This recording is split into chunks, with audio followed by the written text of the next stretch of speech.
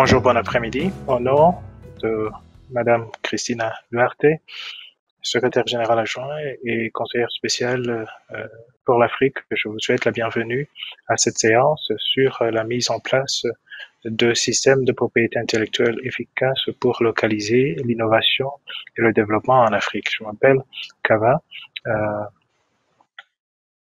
Kaja Moïse et je travaille au sein du bureau de l'OSA. En droite ligne avec son cadre stratégique, l'OSA a lancé le réseau de connaissances, le réseau africain des connaissances pour aider à combattre la brèche en termes de connaissances en recueillant les perspectives des experts et des universitaires africains. La plateforme sur les droits de propriété intellectuelle se cadre dans le quatrième pilier sur la science, la technologie et l'innovation. Aujourd'hui, les membres de la plateforme consultative sur la propriété intellectuelle est une des séances qui ont été organisées par l'OSA sur les questions liées aux droits de propriété intellectuelle en vue de conscientiser les acteurs sur l'importance de la thématique. Les droits de propriété intellectuelle constituent ou ont une grande potentialité pour faire avancer le développement durable en Afrique, étant donné que la protection des propriétés intellectuelles peut aider à faire valoriser la recherche et l'innovation en matière de propriété intellectuelle a été identifiée comme étant un outil pour faire avancer le développement durable de l'Afrique. Par exemple, un des indicateurs de l'innovation est le nombre de brevets ou de demandes d'enregistrement de brevets enregistrés dans un pays donné. Et au titre de 2021, l'Afrique est considérablement en arrière par rapport aux autres pays. Par exemple, le ratio comparable pour l'Asie et l'Amérique latine était à 67,6% et 61,7% respectivement.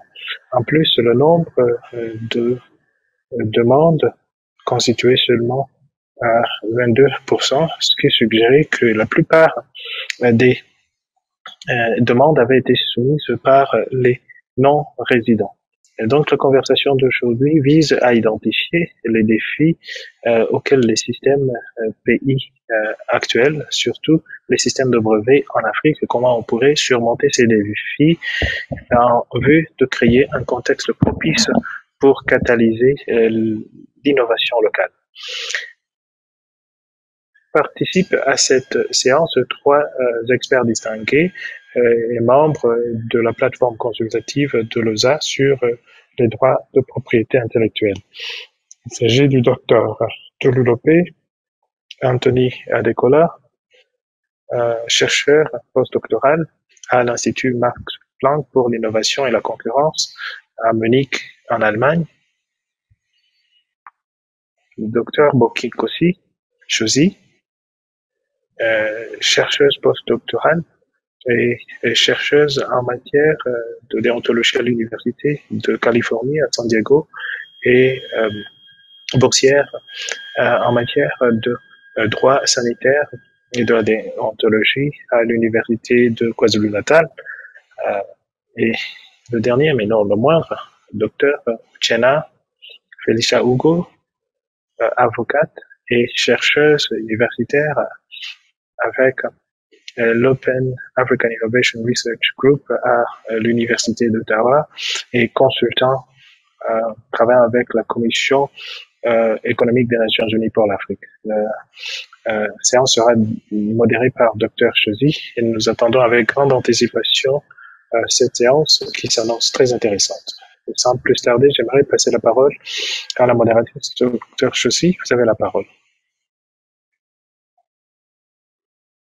Merci beaucoup.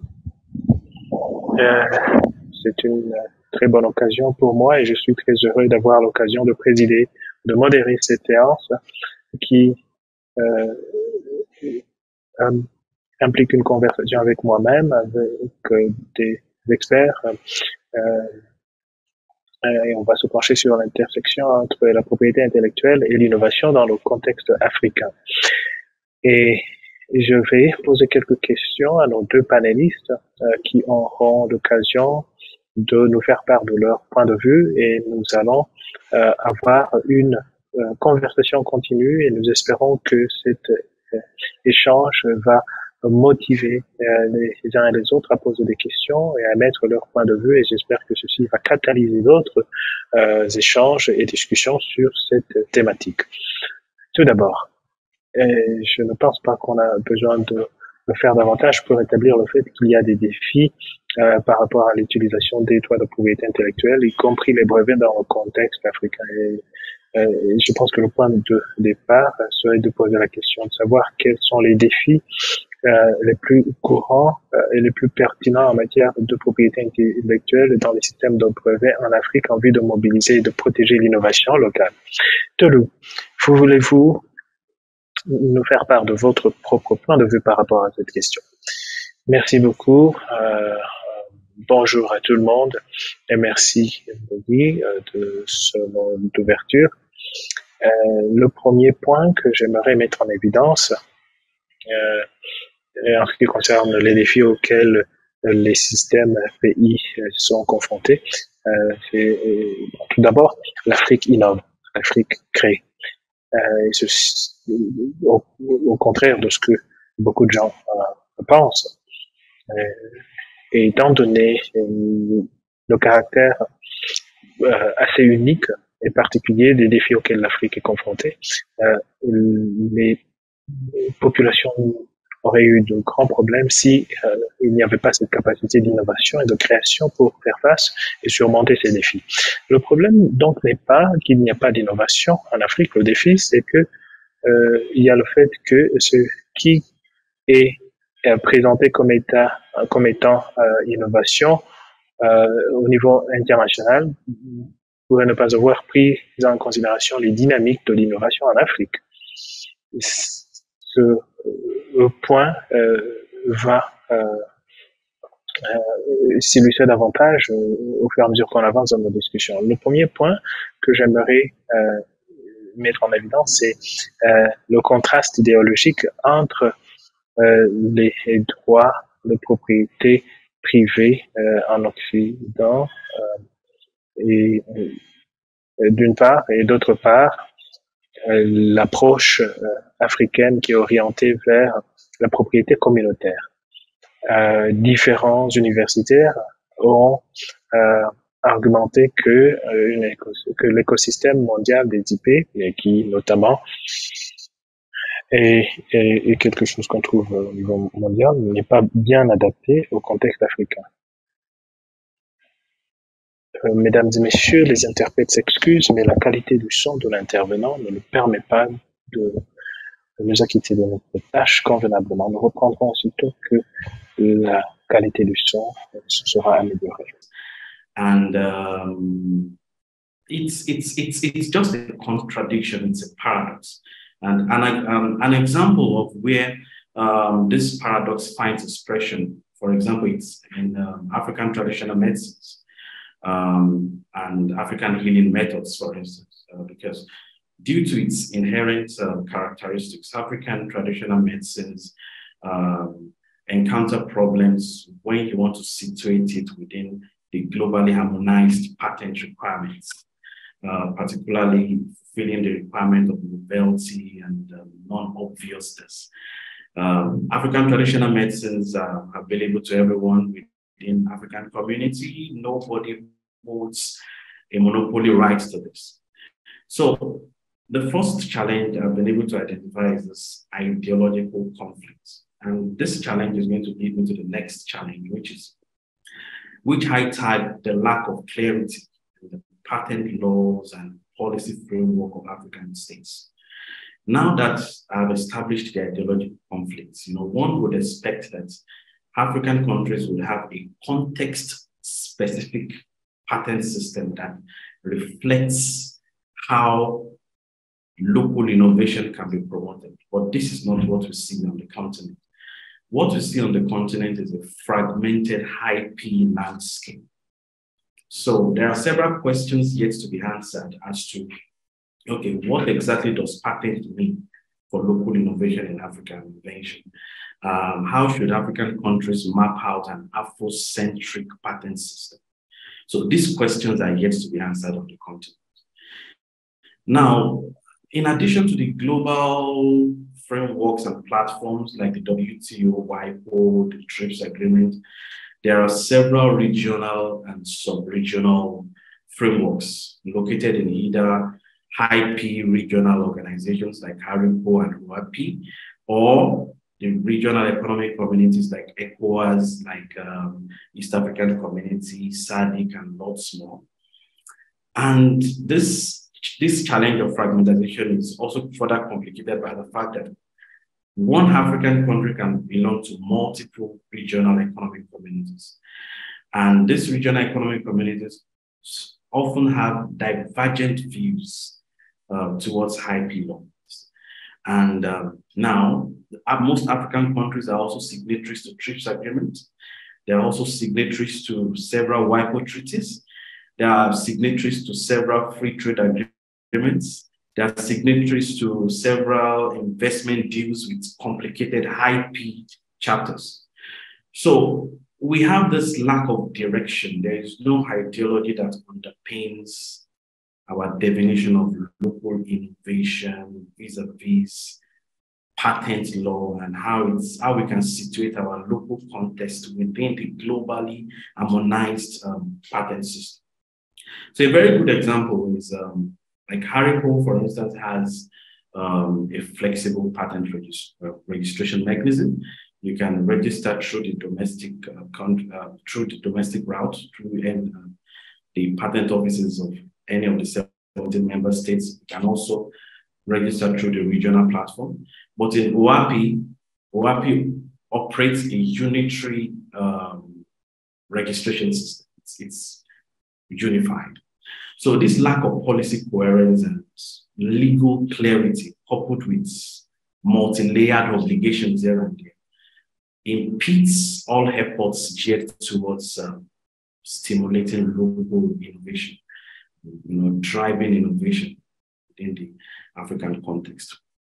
Now, another challenge I will touch upon is, given the fact that patents is linked to technology, there are some non-high-P or non-legal related challenges revolving around mobilizing and promoting local innovation in Africa. And one is poor and unsteady research and development funding. Most universities are not well funded. And, for local innovation in Africa to count within the global harmonized patent structure, these challenges has to be addressed. Now, for instance, in 2006, member countries of the African Union made a decision that they would commit 1% of their GDP to R&D. But in 2019, I think the research shows that only 0.42% has been committed to these, and this is a sharp contrast to the global average of 1.7%. So local research and development is meant to drive basic research and set pathways for the transfer and dissemination of local innovation. The universities are meant to tap into what is happening within the African community and African context, and then turn it into what can sell within the global space. But we are not saying this, and this is a very fundamental challenge. So the last challenge I would like to touch upon, there are several procedural and substantive challenges also. Expensive patent registration fees in some African countries, bureaucratic patenting procedures in some countries, and most importantly, lack of substantive patent examination. So fundamentally, most African countries, if not all, lack substantive patent examination. Even South Africa, which has the highest number of patent applications, do not carry out substantive examination of patent applications. And I reckon there's this study also, I think in 2018, which shows that even in Haripo, within the Haripo framework, there are only 6 examiners, and this is, when you don't have substantive patent examination, it defeats the very essence of patents. It means that the patent offices, at best, will just be dumping grounds where you just dump innovation and you are not really sure whether these inventions, so to speak, actually have any meaningful or would have any meaningful impact on the society as it were. So these are some of the challenges that I have identified, which I believe contributes very significantly to the challenge, or the existing challenges in mobilizing local innovation, using patents as an instrument. Thank you. Un grand merci de cette intervention tout à fait fascinante. Vous avez évoqué de nombreux points différents, mais je me rends compte qu'il y a en quelque sorte un fil rouge dans votre intervention, un fil rouge à 2 têtes. D'abord, l'idée que le système de brevets existe pour stimuler l'innovation, mais le régime actuel a été conceptualisé dans un paradigme que l'on pourrait qualifié d'eurocentré qui ne fonctionne pas dans le contexte africain. Et ce défi est accentué par le fait qu'il y a des engagements des pays africains vis-à-vis d'organisations régionales et mondiales, mais aussi vis-à-vis d'autres pays, des accords de libre-échange. Et donc, il n'y a pas de vision unifiée de ce qu'un système propre au contexte africain pourrait constituer. Donc, ça pose la question de ce que nous pouvons faire à ce sujet. C'est peut-être quelque chose qui peut être exploré plus en détail, mais est-ce que vous pourriez dire en un instant le fait qu'il ne semble pas y avoir de respect pour les droits de propriété intellectuelle dans le contexte africain? Pourriez-vous expliquer? Oui, ce que j'entendais par là, c'est que j'ai évoqué que le paysage mondial des brevets est étrange pour la culture africaine.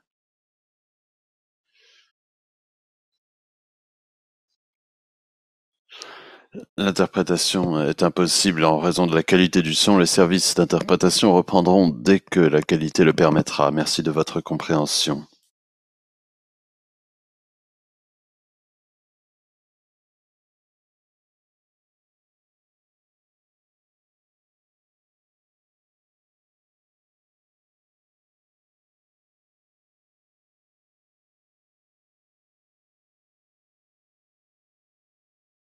Effectivement, il y a de nombreux exemples qui l'illustrent. Il y a par exemple une conception différente du piratage sur le continent africain, alors que déjà de nombreuses industries comme l'industrie du cinéma au Nigeria ne respectent pas forcément les règles de copyright parce que ces règles sont si étranges pour nous. Bon, merci beaucoup de votre intervention, Monsieur Tolu.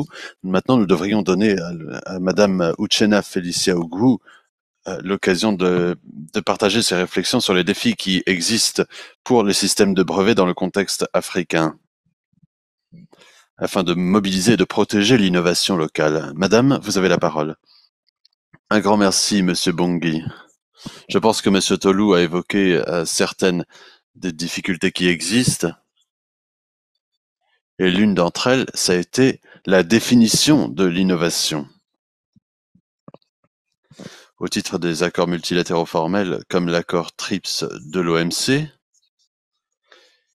il y a protection des brevets qui est accordée aux inventions qui sont nouvelles, qui ne sont pas évidentes et qui peuvent être appliquées à l'échelle industrielle. En ce qui concerne les connaissances ou les inventions progressives, en fait, ça fait qu'il y a beaucoup de choses qui ne tombent pas dans cette catégorie. Puisque vous avez par exemple des connaissances collectives sur les plantes, sur des variétés de plantes, sur des ressources génétiques. Il n'y a pas une personne qui peut dire « écoutez, ça c'est totalement nouveau sur le plan scientifique ». En fait, ça se développe de manière progressive. ce que nos ancêtres savaient est transmis de génération en génération et amélioré à chaque fois. Et ce n'est pas forcément nouveau, ça peut être progressif, mais certains pays, comme le Brésil, la Russie, l'Inde ou la Chine, aussi l'Afrique du Sud dans une certaine mesure, ils ont réussi à faire en sorte que des innovations progressives soient reconnues comme une forme de créativité à protéger. Et puis, il y a eu un autre défi que nous avons connu, c'est l'absence de protection des variétés de plantes locales, mais aussi des ressources traditionnelles et des ressources génétiques liées à cela. Dans le cadre d'un système de brevets, si vous achetez des graines qui ont été améliorées génétiquement pour qu'elles se reproduisent plus, vous ne pouvez pas les replanter l'année prochaine. En fait, ça ne vous appartient pas à vous, ça appartient à la personne qui a produit cette graine. Et souvent, lorsque la graine est plantée une première fois, elle va mourir si on essaie de la replanter. Or, les agriculteurs ont besoin d'avoir accès aux graines pour faire leurs propres innovations. Dire, essayons de combiner ceci à cela et voyons ce qui arrive. Et en fait, ils ne peuvent pas, parce que ces variétés de plantes locales et ces connaissances traditionnelles ne sont pas protégées. Troisième point, il y a beaucoup de bureaucratie pour faire reconnaître son brevet. Dans certains pays, comme les États de l'Union européenne, il y a le principe d'équivalence. Si vous inscrivez un brevet en Suisse, il sera reconnu en France. Mais nous avons beaucoup de difficultés dans ce domaine. J'évoquerai également le manque d'accès ouvert à certaines connaissances.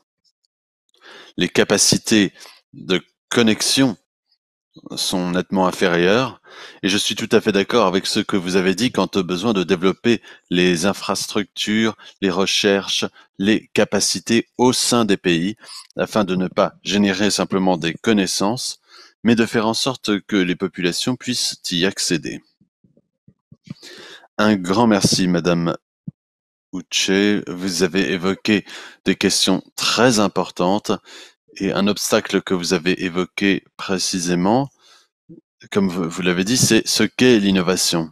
Puisqu'en fait, la façon dont nous construisons le concept d'innovation a un effet décisif sur la façon dont fonctionne l'ensemble du système. Et ce que vous avez signalé, c'est le fait que ces systèmes sont censés exister pour faire progresser l'innovation. Or, s'ils sont construits d'une certaine manière, ils peuvent y faire obstacle. Et donc, c'est quelque chose qu'il faut bien avoir en tête. Et nous allons y revenir dans un instant. Mais ce que je voudrais, ce sur quoi je voudrais mettre l'accent, c'est cette question de procédure bureaucratique.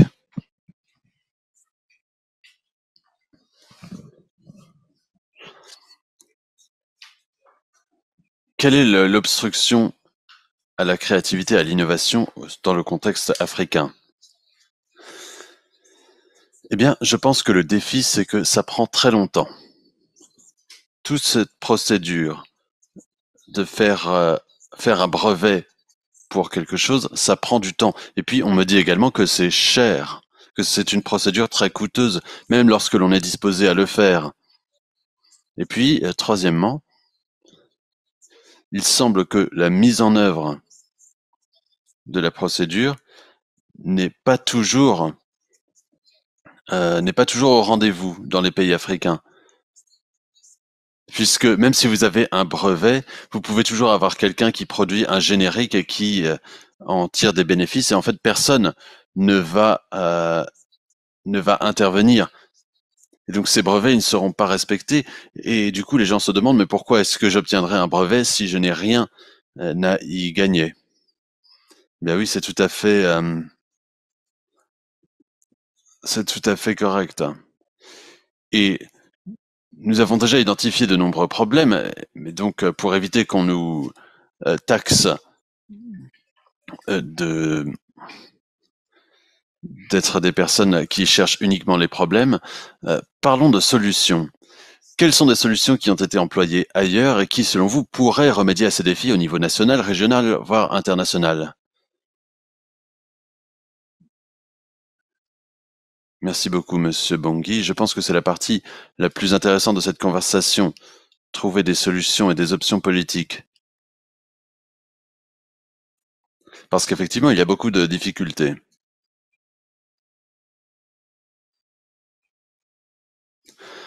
L'interprétation ne peut continuer en raison de la qualité du son. Les services d'interprétation reprendront dès que possible. Merci de votre compréhension.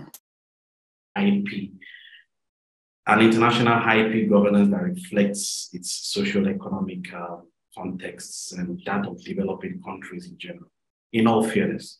And this has been happening, you know, at the WIPO platform during the Uruguay negotiations, pre-trips, post-trips, the Doha development agenda. There has always been efforts to push back and to, clamor for an IP system that reflects the realities of African innovation, no doubt. But my recommendation at the international level is one, African countries should do more. And even much more now that we are approaching the fourth industrial revolution. And African countries should continue to use the multilateral platforms, the WTO, the WIPO, like what we are doing here. We should continue to push for better flexibilities and wider policy space that can allow us to accommodate the peculiarities of our innovation dynamics. Now, the COVID-19 TRIPS waiver is just a very good example. Although this is a very controversial topic and the ministerial decision is imperfect for me, but it's still a testimony of how engagements at the global level, thanks to South Africa representing Africa, bringing that to the fore. But it's a testimony of how engagements at the global stage can at least help to expand the policy space, no matter how small. Because IP, it's actually a game of interest, right? The global north, their own interest is to protect IP, like they own most of these technologies and they have business interests. But we also have our own interests also. We want to be seen, we want our local innovation to have a voice at the global stage. So that is my recommendation at the international stage. Then at the regional stage, the good thing coming out of Africa is this African Continental Free Trade Agreement and the IP protocol that is currently being drafted. It presents an opportunity for African countries to craft a new Afrocentric knowledge governance in a unique manner for the continent. And I know that most of us are looking forward to this IP protocol. And we really hope it can answer some of the questions that we are asking. And we have so much hope in the experts putting this together. Some of the papers coming out from several platforms. So I'm looking forward to, at the continental level, we can clarify our fundamental priorities for IP, and we can have a unified ideology that reflects our local context. We need an ideology that will run through the entire innovation ecosystem in Africa. And I believe the AFCFTA IP protocol is going to be a very good platform to harmonize our interests and to pursue it for the development of Africa. And then lastly, at the national level, this is the most important stage. Most African countries are net importers of IP. We import pharmaceuticals, we import technologies. As it were, we are very innovative, but we are not really in the game on the global stage. So I think the best approach is to take advantage of the existing flexibilities within the IP field. Now, several papers have been written on this, but I conducted a study recently and I discovered that most IP and patent laws of several African countries are actually outdated. The patent law of my country of birth, Nigeria, is 1970. That predates TRIPS agreement and it has not been amended. So most times we complain about the global IP system, but the question is, as we Africans, what have we done with our laws? How have we couched it to take advantage of at least the policy space we have in terms of determining, okay, what are the criteria for patentability? How do we define an inventive step in the African way? So this is very much needed. South Africa, for instance, champions the cause for the TRIPS waiver. But the irony is that there has been several calls for reforms of the patent law in South Africa spanning decades, and nothing seems to be forthcoming. And the irony is the same South Africa that champions the cause for better flexibility for COVID treatments has also not really, created enough space within its own domestic laws to make TRIPS flexibilities usable. So we really need to be sincere with ourselves and ensure that we have these laws in place. Now, African countries also need strong institutions. And when I say strong institutions, I'm not just talking about patent offices that just registers without examination. No, we need strong institutions that will help entrench this ideology of an Afrocentric patent system that will go into the marketplace, and because innovation in Africa likely happens in the informal sector. So the strong institutions will take advantage of all these little details that the global north cannot and they could not have envisaged because it is not their context, right? So we need strong institutions that really ensure that we have patent laws and policies that reflects the everyday realities of a typical African society. And then two more recommendations. One is, we are in this age of TRIPS plus agreements, flying all around, free trade agreements and investment deals. I think African countries, we need to be very, very conscious, and we should be very careful in, not blindly transplanting some IP maximalist ideologies into our domestic laws through this free trade agreements, because it's going to really affect any progress we make with the African Continental Free Trade IP Protocol. So, and as scholars also, we must stay at alert and keep writing and keep using platforms like this to ensure that we push back at any attempts to distort the dynamics of innovation in Africa. Common examples of TRIPS plus agreements like expansion of patent terms beyond 20 years, evergreening provisions, pharmaceutical test data exclusivity, and lots. Also, we need massive and continuous training of judicial officers and enforcement agents, patent matters. That's very, very important. We also need constant awareness. The informal sector do not need to rely just on English and French. We need to translate some of these IP laws into local languages, and just to make it real, make it more African. That is what is obtainable in China, for instance. They have all the laws, all the regulations mapped out in Chinese language, both the traditional Chinese language and then the simplified Chinese, the Cantonese and the Mandarin. So we should come up with these initiatives also. Then, of course, my recommendation on substantive examination, that is very important. If we do not have enough money to get patent attorneys or, engineers and biotech experts to examine applications coming, we can outsource, or we can just have one for the entire continent and pool our resources together. That's what we can achieve collectively, right? So, and then African universities, research institutes needs to be funded, and not just funded to regurgitate researchers coming from Europe or North America, but it's only Africans can solve African problems. It's very hard. I don't think we can have solutions from outside, right? So funding and then ideological underpinning for all the decisions and how the fundings are meant to be spent. So the last point, Uche made reference to open science or open access. It's very much needed. We must continue to push for that. Now, with CRISPR-Cas technology for gene editing, that's for in the agri sector, that can solve the problem of food security. And we need open access to these technologies, like mRNA technology that can help with vaccines for rare diseases. So we need open access to actually build our own technological base and be a better continent for it. So these are some of the solutions that I would like.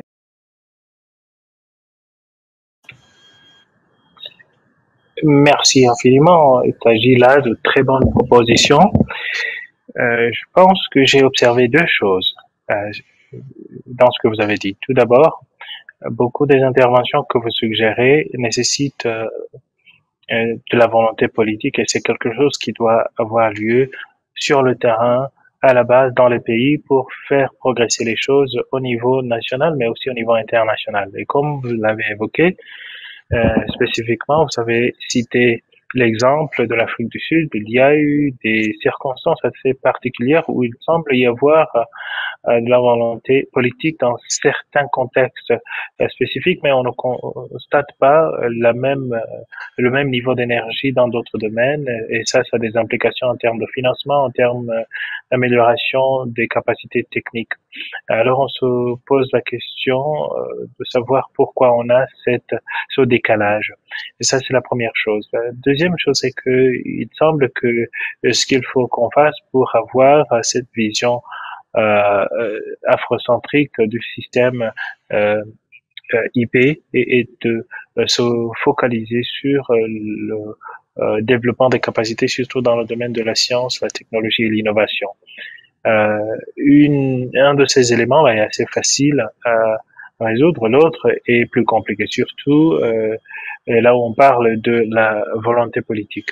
Je vais vous poser une question un peu impossible, et je m'excuse de cela. Qu'est-ce qu'on peut faire pour motiver les décideurs africains pour adopter ce type d'intervention?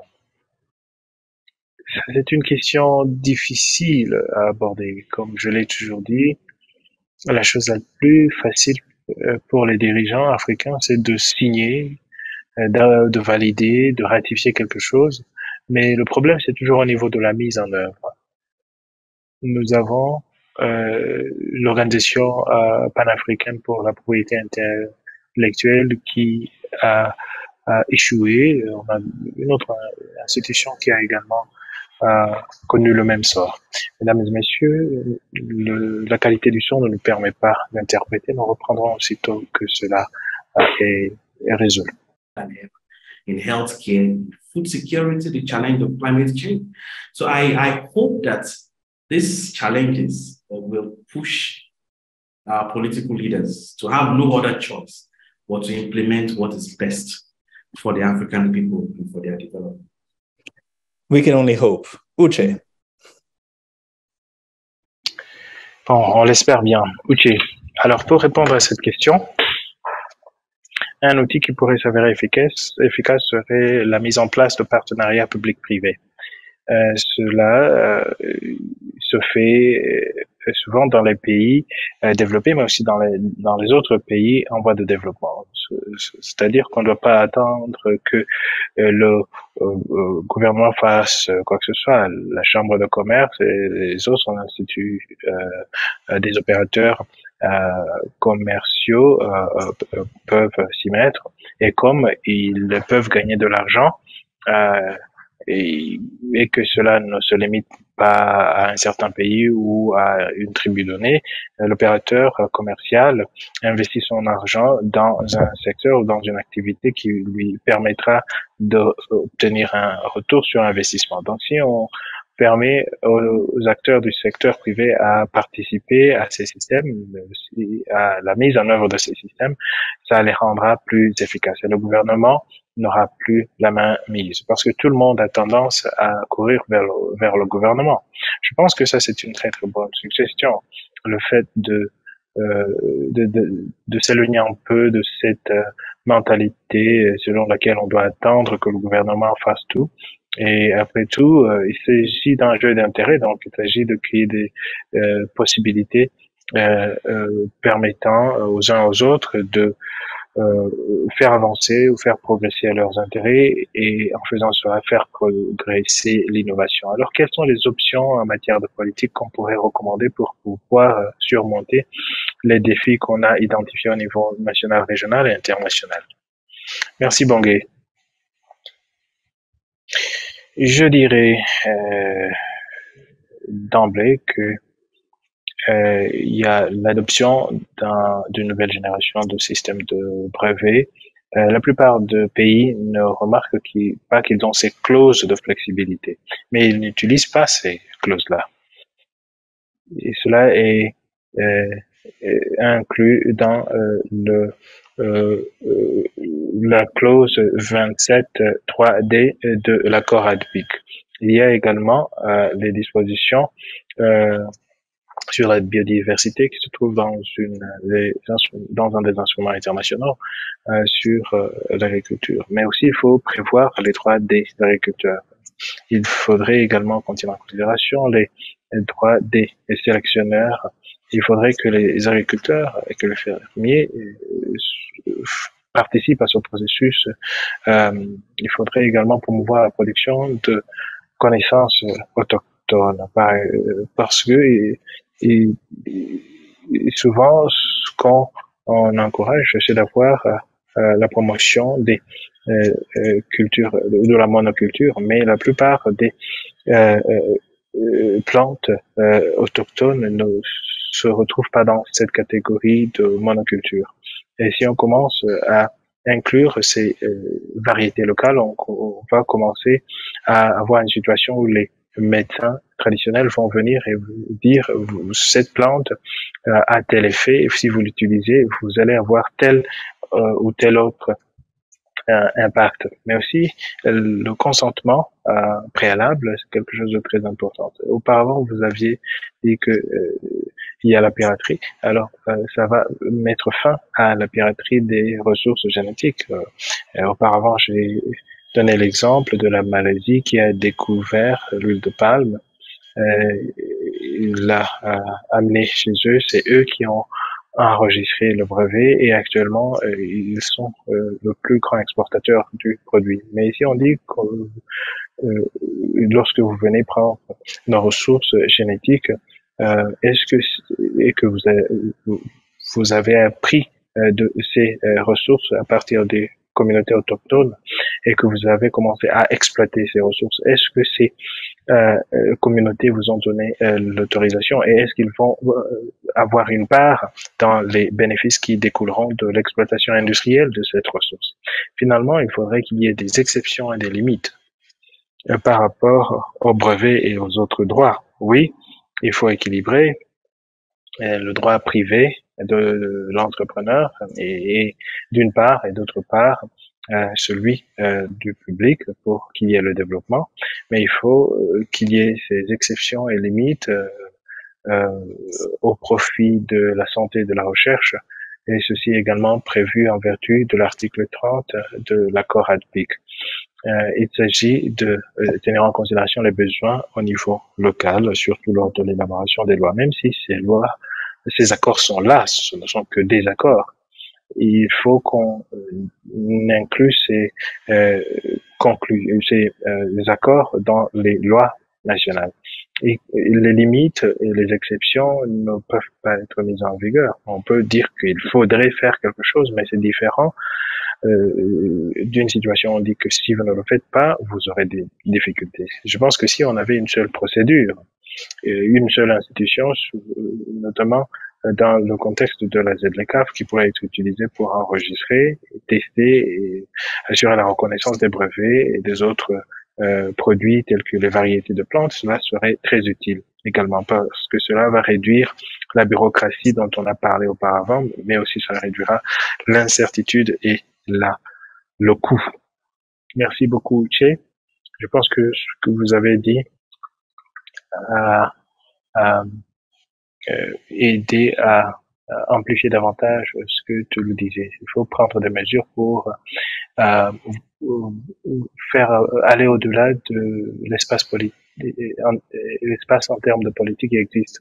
Et cela nécessitera plus de d'efforts. Et vous avez dit qu'il faudrait qu'on écrive ses propres lois dans le contexte africain. L'un des problèmes, c'est qu'il y a des forums particuliers et qui sont eux-mêmes motivés par des intérêts particuliers qui ne vont pas toujours dans l'intérêt des Africains. C'est pour ça qu'il est important que l'on prenne sa responsabilité et que l'on dise, voilà, on va écrire des lois qui vont vraiment dans notre intérêt. Et donc, je vais demander à nos intervenants, est-ce que vous pensez que les pays africains en font assez pour s'entraider dans ce domaine?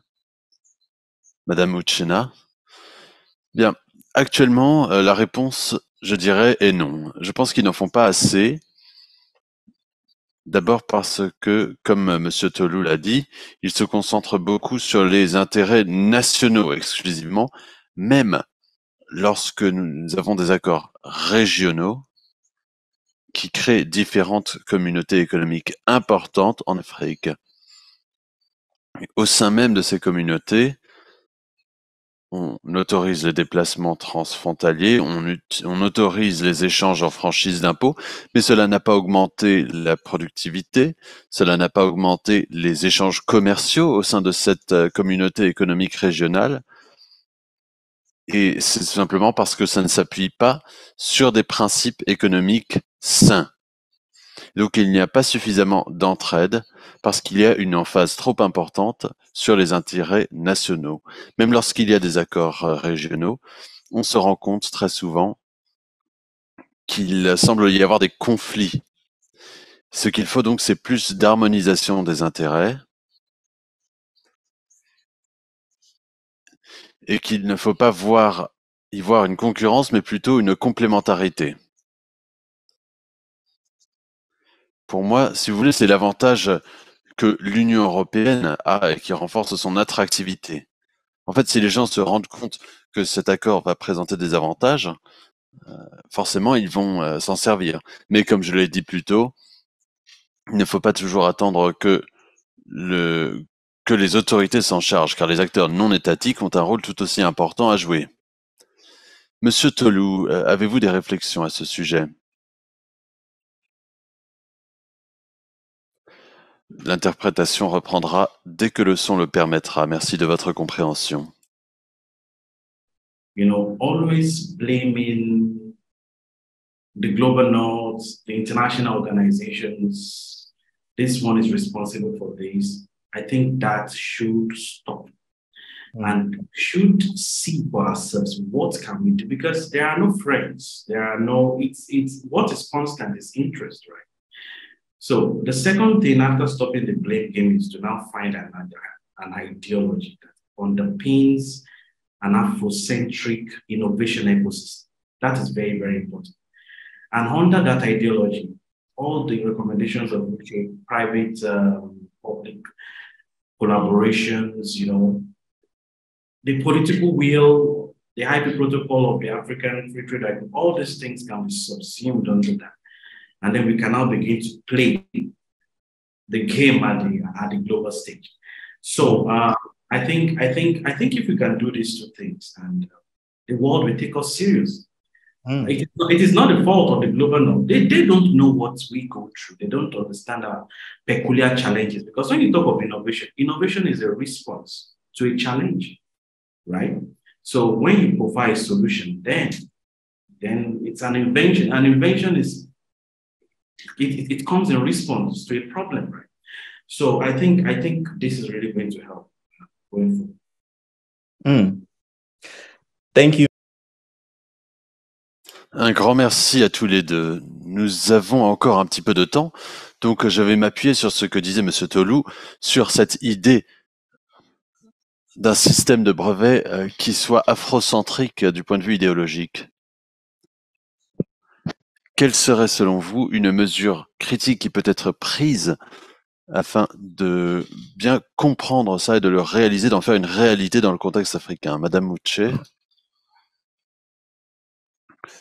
Bien, ce que je dirais, c'est que l'une des mesures que l'on peut prendre pour cette idéologie africaine générale, ce serait de faire mieux connaître ces choses-là au grand public. La propriété intellectuelle, la majorité considère ça comme un sujet technique, comme quelque chose qui les dépasse.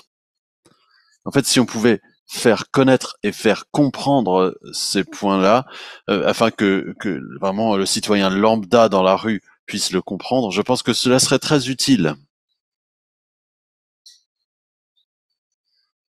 Et puis, il y a la loi modèle africaine, qui est un très bon exemple, qu'a évoqué M. Tolou.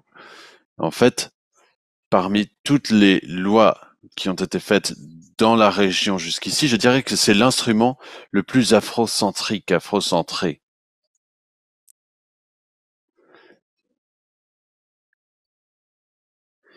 Et donc ça pourrait vraiment faire avancer les choses si on pouvait continuer à se doter d'instruments de ce type. Oui, j'apprécie beaucoup cette idée parce qu'on se rend compte que de nombreuses obstructions dans ce domaine s'appuient sur la compréhension du fait que les connaissances sur la propriété intellectuelle ne sont pas accessibles. Et c'est d'ailleurs assez paradoxal. L'idée des systèmes de brevets, c'est qu'on a un quasi-monopole parce que l'on fait connaître notre innovation, mais en réalité, les modalités derrière ces brevets sont-elles vraiment connues? C'est une question qui mérite d'être posée. Et manifestement, il y a beaucoup de choses à faire, beaucoup de travail à faire dans ce domaine, et le réseau de connaissances dont nous faisons tous partie permet justement de rendre plus accessibles les connaissances sur la propriété intellectuelle. Monsieur Tolou, les services d'interprétation reprendront dès que possible. Merci de votre compréhension. Have so much faith in our unity. Now we use the words of Kwame Nkrumah, that popular phrase, Africa unite or perish. The truth of the matter is we have 54 African countries. A country like Togo, for instance, has a population of just 1.2 million people. They do not have the market size to drive IP because IP is a market mechanism, right? So the best approach is just to ensure that we unite and come together. That's why I'm particularly happy and I have so much hope in what is going on with the African Free Trade Agreement and then the upcoming IP protocol. And I know there are some very wonderful experts, Professor Caroline and quite a number of them on that platform trying to push for something that can work for us in the short term and also in the long term. So in the short term, I think what we should do, because the journey towards African development, it's not something that will just come. Even the marriage, of course, being threatened now still, but it's been on for a long time and it keeps getting better and better.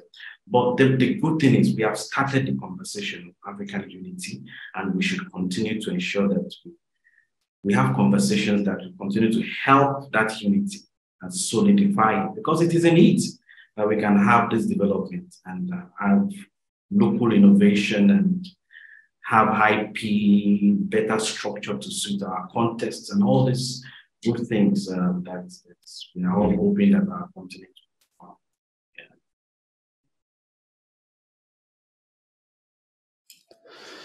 Et sur cette note, je voudrais vous dire que ce débat a été extrêmement enrichissant. Je remercie nos deux intervenants de nous avoir abreuvés de toutes leurs connaissances. Nous espérons que tout le monde a bien profité de cette discussion aujourd'hui et ça a été un honneur pour moi de la faciliter. Merci à tous les deux. Merci à notre public et merci à l'OSA d'avoir facilité l'organisation de ce dialogue. Nous attendons avec impatience de voir les résultats qui ressortiront de ces débats. Un grand merci. Merci de nous avoir invités. Un plaisir de contribuer. Merci, Monsieur Bongui.